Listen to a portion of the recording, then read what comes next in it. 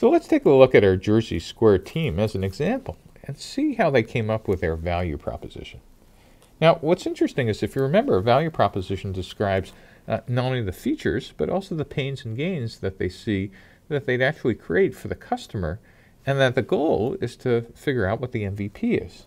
And if we see the JerseySquare team, they actually did a pretty good job talking about pains and gains, a cheaper way to wear officially licensed sports jerseys to a game, to eliminate the risk of owning a player's jersey who's going to be traded, or to provide an alternative to purchasing counterfeit jerseys. Pretty good for pains and gains. But what they forgot to describe is what are the features.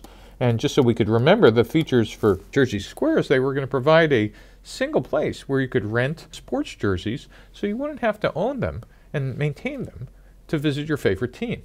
And what they also missed is what was the MVP, or minimum viable product, of what they were going to build. And in their case, it was going to be a website with rental and stock of jerseys of the most popular teams, at first in the New York area, and then nationally in the United States, and then ultimately internationally. So those were kind of missing, but again, starting with pains and gains was pretty good for their value proposition. Notice, by the way, while they were working on value proposition, they also had some hypotheses about the customer segments. And this is a key idea, is value proposition and customer segments are the first two things you tend to work on with a business model canvas, because these two have a special name called product market fit.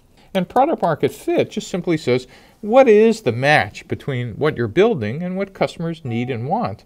And who are those customers?